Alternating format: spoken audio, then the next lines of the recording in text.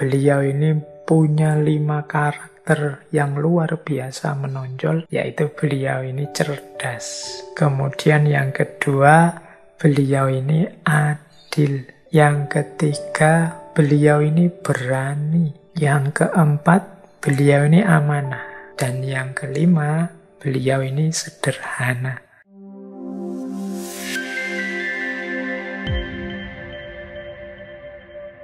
Umar ini punya 2 gelar yang masyhur sekali. Yang pertama Al-Faruq, yang kedua Amirul Mukminin. Al-Faruq itu artinya pembeda.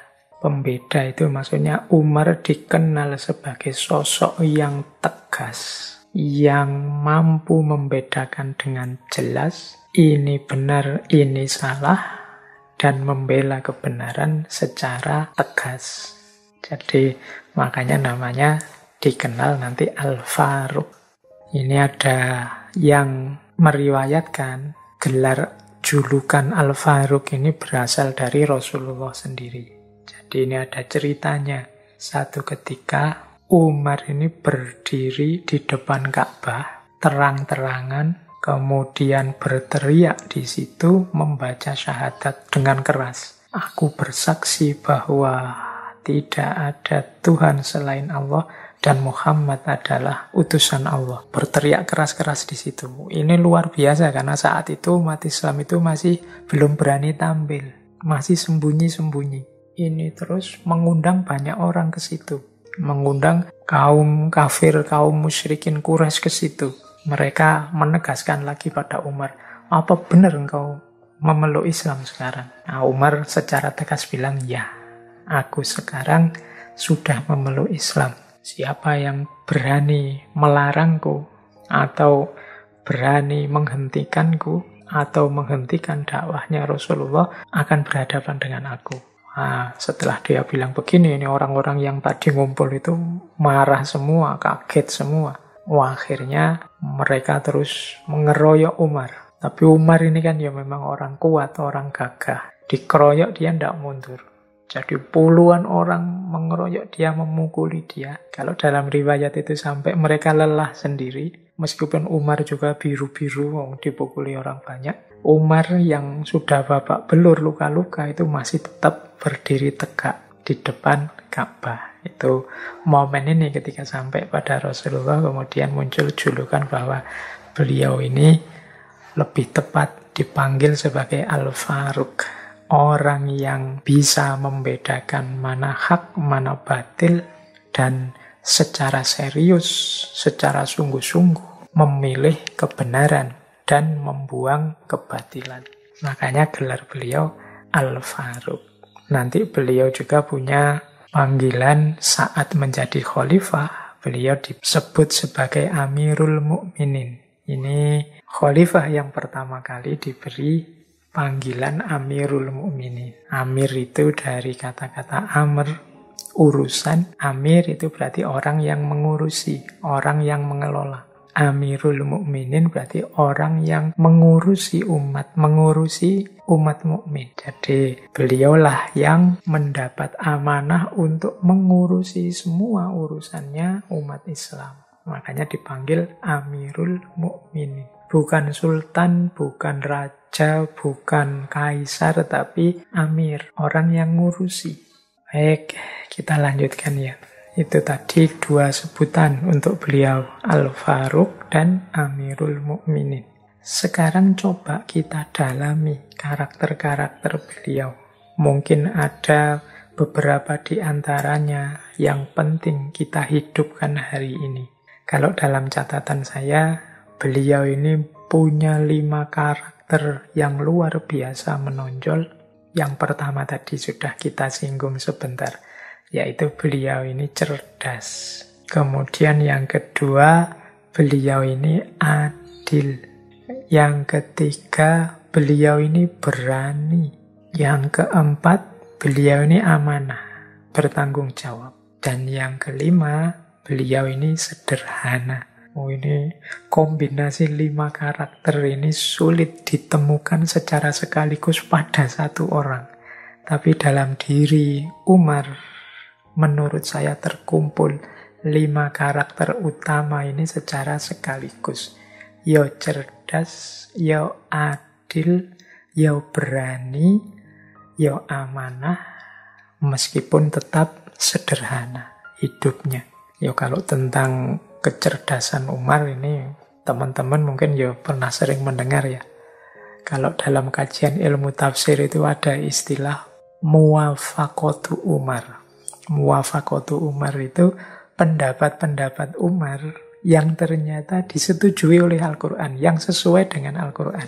Jadi setelah Umar punya pendapat, kemudian ayat Al-Quran turun yang isinya menyetujui pendapatnya Umar. Jadi itu namanya muwafaqatu Umar. Misalnya satu ketika Umar punya usul menjadikan makom Ibrahim yang dekat Ka'bah itu sebagai tempat sholat. Nah, setelah itu turun ayat Al-Quran yang menyetujui itu.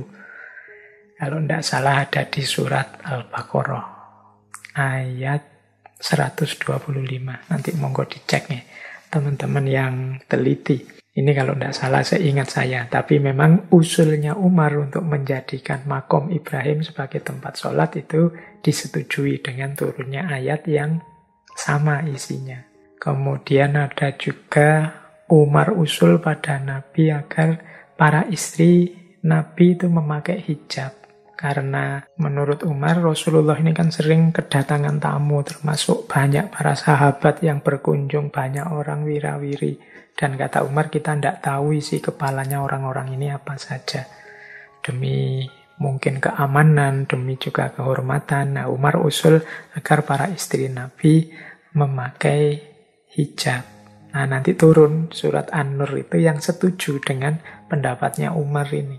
Kemudian ada juga misalnya nasihat Umar kepada istri Nabi agar mereka tidak saling cemburu satu sama lain. Nah, itu juga nanti ada ayat yang turun tentang itu. Dan masih ada beberapa ayat yang lain. Ini namanya muwafaqatu Umar. Jadi Umar yang cerdas, pendapatnya ternyata disetujui Allah dengan turunnya ayat yang mendukung pandangan Umar ini. Atau teman-teman mungkin masih ingat misalnya ijtihad Umar yang mungkin bisa kita lihat sampai hari ini bentuknya. Misalnya sholat taraweh 20 rakaat berjamaah di masjid. Ini menurut banyak riwayat ini diawali dari ijtihadnya Umar bin Khattab. Kemudian juga menghimpun Al-Quran dalam satu mushaf. Pada zaman Abu Bakar ini Umar yang usul pada Khalifah Abu Bakar saat itu karena banyak sahabat yang hafal Al-Quran ini syahid dalam pertempuran. Umar usul Al-Quran ini ditulis saja dalam satu mushaf. Ini diawali dari usulnya Umar. Atau mungkin teman-teman masih ingat ya kemarin baru 1 Muharram tahun Hijriyah. Tahun Hijriyah ini ditetapkan pertama kali zaman Khalifah Umar. Diawali dari tahun hijrahnya Nabi. Kemudian belum lagi ijtihad bidang fikih yang lain. Wow. Ini kalau teman-teman concern dengan itu ada beberapa kitab yang khusus membahas ijtihadnya Umar. Misalnya Umar yang menetapkan bahwa kalau ada orang menalak istrinya langsung 3, itu dianggap 3. Kalau sebelumnya, talak itu kan gini, aku ceraikan engkau, itu kan sekali. Kadang-kadang orang mungkin saking jengkelnya sama istrinya, bilangnya langsung 3 kali, aku ceraikan engkau, sampai 3 kali. Itu kalau sebelumnya dianggap tetap 1 kali. Ijtihadnya Umar dianggap 3 kali. Kalau 3 kali kan tidak bisa kembali lagi sebelum ada mukhalilnya. Mukhalil itu istrinya dinikahi oleh orang lain dulu. Zaman Umar 3 ini dianggap 3. Alasannya apa? Biar orang tidak main-main dengan talak pada istri ini. Biar tidak dianggap sembrono. Nah, ini ijtihadnya Umar. Bahkan Umar juga masyhur pernah membatalkan hukuman potong tangan. Padahal potong tangan ini kan jelas kalau dalam Al-Quran. Tapi oleh Umar, ada pencuri yang batal tidak dihukum potong tangan karena ijtihadnya Umar. Karena dia melihat orang ini mencuri karena terdesak oleh ekonomi. Bukan karena niatannya sendiri untuk mengambil haknya orang lain. Tapi dia kepepet, kelaparan, dan mencari makan. Sehingga hukuman potong tangannya ditangguhkan. Kemudian apa lagi? Yang saya ingat lagi misalnya ghanimah. Ghanimah itu harta rampasan perang. Sebelum Umar itu ya memang ada petunjuknya Al-Quran bahwa rampasan perang itu kalau untuk Nabi berapa, untuk yang panglima berapa, untuk pasukan berapa, dan lain sebagainya. Nah, ketika Umar datang sebagai khalifah, ini beliau melakukan ijtihad. Jadi harta ghanimah ini tidak kemudian begitu saja dibagi habis pada pasukan. Mungkin karena mempertimbangkan juga, ya mungkin para pasukan ini secara ekonomi sudah mapan semua. Akhirnya Umar berijtihad, ya harta rampasan itu dikembalikan lagi pada yang punya, tetapi dipotong pajak tertentu. Ini nanti yang dikenal sebagai kharaj. Dan kemudian dimasukkan pada kas negara untuk kepentingan umum. Tahu kita hari ini mengenalnya sebagai Baitul Mal. Dan lain-lain. Banyak ijtihad-ijtihadnya Umar. Termasuk ijtihad-ijtihad kelembagaan. Nanti Umar ini yang membentuk Diwanul Jundi.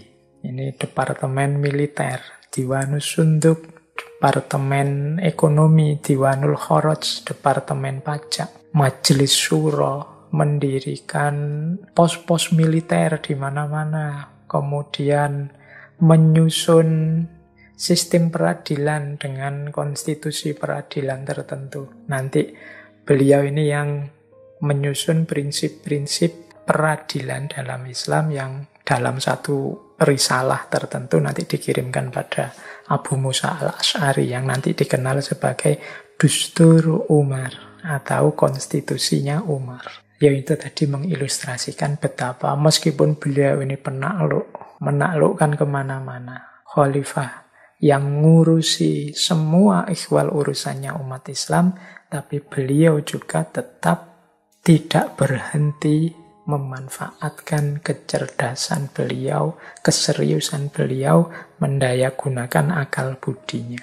Jadi ini menurut saya salah satu karakter yang kuat dari seorang Umar. Kemudian yang kedua tadi keadilan. Wah, kalau ini saya tidak perlu menjelaskan detail. Banyak cerita-cerita tentang betapa keadilan seorang Umar. Bahkan beliau ini dalam satu riwayat pernah menghukum cambuk putranya sendiri, Abdurrahman bin Umar, karena minum minuman keras. Ada satu riwayat yang mungkin teman-teman pernah mendengar. Misalnya satu ketika gubernur Mesir, Amr bin As, yang tadi saya ceritakan menaklukkan Mesir itu, ingin membangun masjid yang besar di dekat istananya. Cuma dia ini terhalang. Tanah yang akan dibangun masjid itu masih ada satu gubuk tua miliknya orang Yahudi yang juga sudah tua. Nah, Amr bin As ini merayu-rayu mendekati orang tua Yahudi ini agar tanah itu dijual saja padanya. Akan dibeli sekian kali lipat harga biasa. Tapi orang Yahudi tua ini bersikukuh untuk saya tidak akan menjual tanah saya akan tetap tinggal di sini. Nah, dan Amr bin As ya terus-menerus melakukan pendekatan-pendekatan agar orang ini mau menjual tanahnya. Akhirnya orang tua ini dari Mesir berangkat ke Madinah untuk menemui Umar bin Khattab. Dia ingin mengadukan yang dilakukan oleh Amr bin As ini. Nah, mendengar pengaduan orang tua ini, Umar menyimpulkan ini tidak benar yang dilakukan oleh Amr bin As ini. Terus kemudian Umar meminta orang tua tadi, wahai Pak Tua, tolong kamu keluar sebentar, tolong cari kalau ada tulang-tulang bekas yang ada di tumpukan sampah, bawa ke sini. Nah, ini orang tuanya mungkin ya mikir heran, ini maksudnya apa? Ada orang mengadu kok malah disuruh mencari tulang. Tapi ya karena yang merintah khalifah, dia tetap keluar mencari tulang. Setelah dapat diberikan pada Umar, oleh Umar kemudian di atas tulang itu digores dengan pedangnya, digores vertikal, kemudian sekali lagi dia menggores secara horizontal. Mungkin seperti gambar palang itu ya. Setelah gores vertikal, digores secara horizontal. Kemudian Umar bilang, wahai Pak Tua, kamu bawa tulang ini, kamu berikan pada Amr bin As. Ya mungkin Pak Tuanya juga geleng-geleng, ini maksudnya apa? Kak harus bawa tulang diberikan pada Amr bin As.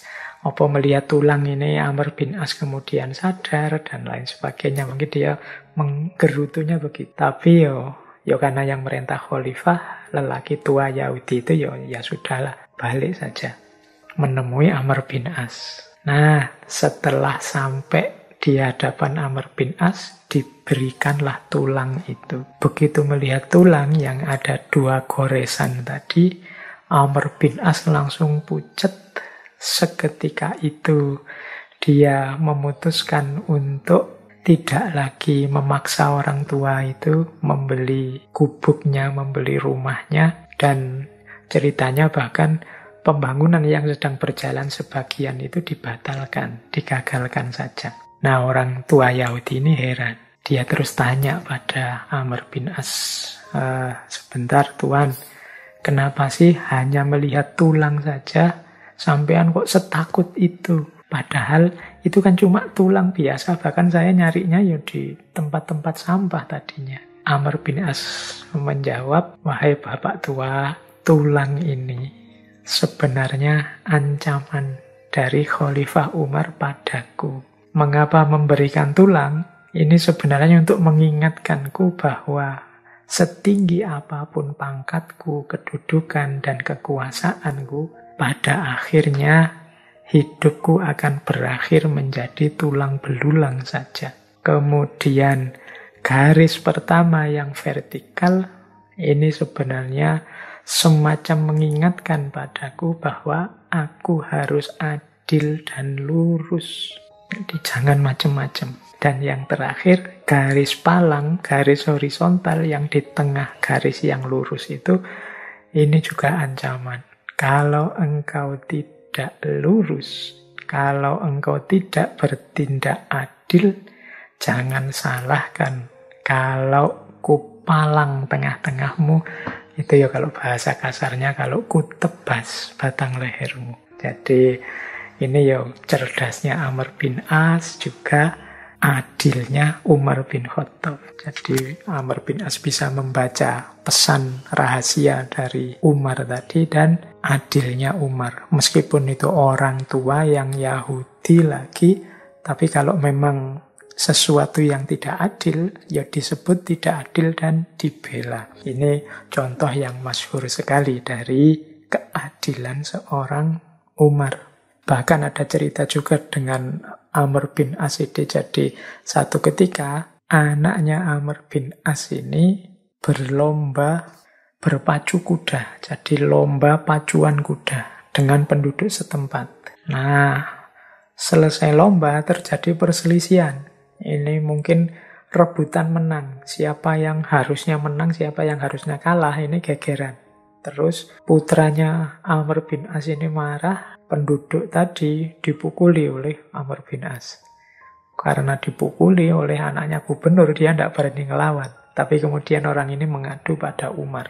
Nah, oleh Umar dipanggil putranya Amr bin As dan orang ini. Kemudian oleh Umar disuruh mukul balik. Kamu tadi dipukul berapa kali, balaslah. Kemudian dia bilang pada putranya Amr bin As, ini kalimatnya juga terkenal, sejak kapan engkau memperbudak manusia? Padahal mereka dilahirkan oleh ibu-ibu mereka dalam keadaan bebas, merdeka. Jadi jangan mentang-mentang karena engkau anaknya gubernur kemudian sewenang-wenang memukuli penduduk atau rakyat biasa. Posisimu dengan mereka sama, sama-sama orang yang merdeka. Nah, ini contoh ya, ilustrasi-ilustrasi tentang keadilan Umar.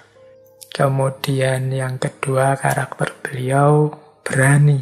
Kalau ini tidak perlu dijelaskan lagi ya tentang keberaniannya Umar ini. Tadi sudah sedikit kita singgung bagaimana beliau ini Al-Faruq. Kalau sudah yakin benar, dia akan mati-matian berani menjalankannya. Suatu ketika bahkan beliau ini protes pada Rasulullah karena kok ini dakwahnya sembunyi-sembunyi terus. Kapan dakwah terang-terangan biar Islam ini segera tersebar? Makanya terus beliau tanya pada Rasulullah, wahai Rasulullah, bukankah hidup kita dan mati kita itu di tangan Allah? Iya, jawab Rasulullah. Kalau memang demikian, mengapa kita diam-diam saja mendakwahkan ajaran kita ini? Demi Zat yang mengutusmu, saatnya sekarang kita keluar. Tidak usah khawatir. Nah, nanti dalam ceritanya kemudian Rasulullah keluar bersama 2 barisan para pengikut awal dipimpin oleh Umar dan Hamzah. Karena yang di depan ini ada 2 singa, Umar dan Hamzah, tidak ada orang Quraisy yang berani mengganggu mereka. Bahkan nanti ada cerita lagi tentang keberaniannya Umar ini. Kalau yang lain kan hijrah itu, waktu hijrah ke Madinah, kalau yang lain kan sembunyi-sembunyi. Khawatir ketahuan orang Quraisy karena resikonya nyawa. Tapi kalau Umar bin Khattab, dia malah ngabari semuanya bahwa aku mau hijrah. Bahkan ada kalimat yang terkenal sekali dari Umar, siapa yang ingin istrinya menjadi janda, anaknya menjadi yatim, maka halangilah saya untuk hijrah. Jadi dia terang-terangan bahkan memberi kabar, mungkin juga menunjukkan rutenya, nih aku mau ke Madinah. Silahkan kalau ada yang mau menghalangi. Siapa yang ingin istrinya jadi janda, ingin anaknya menjadi yatim, maka halangilah saya. Ini beberapa ya untuk menunjukkan betapa beliau ini memang tidak diragukan lagi, adalah seorang pemberani. Kemudian karakter selanjutnya adalah amanah. Tadi sudah karakter cerdas, adil, berani. Amanah itu berarti dia bertanggung jawab, tahu apa yang harus dia emban, harus dia jalankan, baik sebagai hambanya maupun sebagai khalifahnya maupun sebagai Amirul Mukminin. Teman-teman mungkin masih ingat ya kisahnya Umar bin Khattab yang belusuan tiap malam melihat kondisi rakyatnya, sampai kemudian ada kisah menemukan seorang ibu dan anak-anaknya yang sangat kekurangan. Sehingga ibu ini menipu anak-anaknya seolah-olah masak makanan padahal memasak batu. Sampai anak-anaknya capek dan tertidur.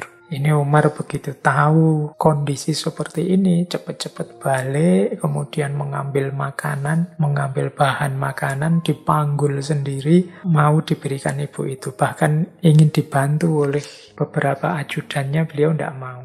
Karena beliau merasa itu tanggung jawabnya. Jadi ini salah satu ilustrasi ya betapa beliau ini juga sangat bertanggung jawab, amanah dengan kewajibannya. Kemudian ada satu riwayat juga ini untuk menggambarkan betapa beliau ini amanah. Satu ketika ada sahabat beliau namanya Muawiyah bin Hudaij. Muawiyah bin Hudaij ini satu ketika melihat Umar ini sedang duduk kelelahan, setengah mengantuk. Ditanya oleh Muawiyah bin Hudaij, wahai Amirul Mukminin, sampean kok mengantuk, apa ndak tidur tadi malam? Umar terus menjawab, jika aku tidur di siang hari, aku menyia-nyiakan amanah rakyatku. Kemudian jika aku tidur di malam hari, aku menyia-nyiakan kesempatanku bersama dengan Tuhanku. Bagaimana aku bisa tidur di kedua waktu ini, wahai Muawiyah? Nah, ini kisah ini ya paling tidak menggambarkan betapa memang beliau serius dan amanah dalam mengemban tanggung jawabnya, baik tanggung jawab pribadi sebagai hambanya maupun sebagai Amirul Mukminin yang bertanggung jawab terhadap semua rakyatnya. Dan yang terakhir, ya kalau ini banyak diceritakan bahwa beliau ini sederhana. Pakaian beliau sangat sederhana, seperti masyarakat pada umumnya yang dipimpinnya. Bahkan kadang-kadang ada riwayat beliau ini sesekali menggunakan baju yang bertambal, jadi tambalan. Ada juga riwayat yang bilang satu ketika umat Islam membuat seragam, mungkin pasukan yang dibikinkan seragam yang sama, itu Umar mengambil juga jatahnya satu baju sebagaimana pasukan yang lain. Jadi tidak menggunakan kostum yang berbeda, mentang-mentang Amirul Mukminin posisinya tertinggi terus bajunya paling mewah, tidak begitu. Seragamnya sama saja dengan pasukan yang lain. Bahkan dalam cerita itu kain yang diambil untuk bahan bajunya beliau itu kurang lebar, karena beliau kan dikenal tinggi, besar, gagah. Itu beliau tidak ngambil dua, tapi mengambil sisa seragam, sisa kain yang dipakai oleh putra beliau. Nah, ini gambaran betapa sederhananya beliau. Kalau teman-teman membaca penaklukan Yerusalem, itu kan di situ diceritakan bahwa Uskup Agung Yerusalem saat itu yang namanya adalah Sophronius.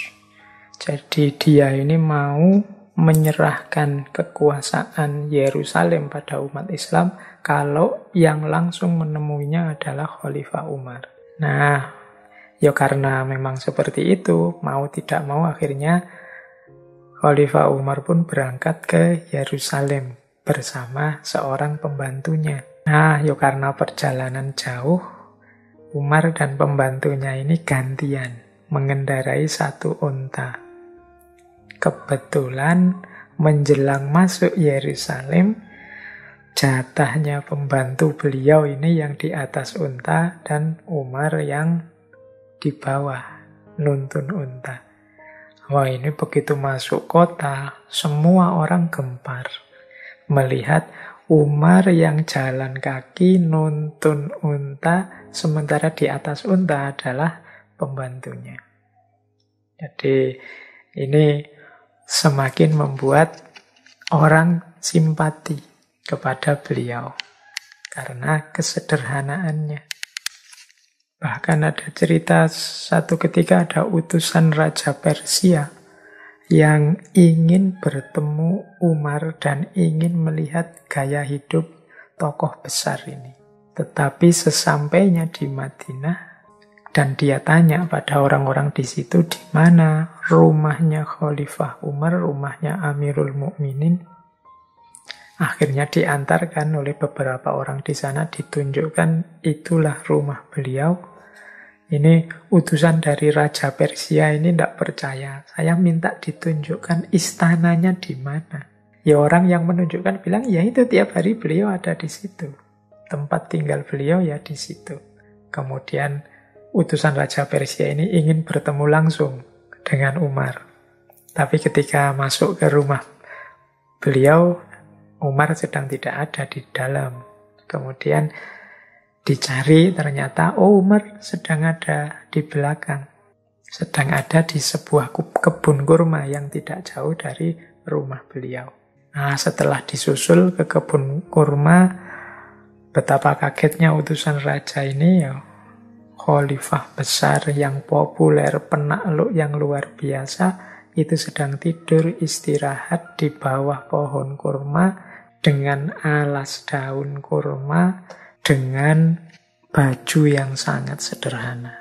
Ini salah satu contoh kesederhanaan hidup seorang Umar bin Khattab. Oke, baik. Wah, ini banyak cerita-cerita akhirnya malam hari ini. Tidak apa-apa ya, semoga dari cerita-cerita berkenaan dengan Khalifah Umar ini, teman-teman bisa mengambil hikmahnya. Anggap saja yang sebagian pertama sesi kita malam hari ini, kita mengambil teladan-teladan dari kisah hidup dan jalan hidup beliau Umar bin Khattab.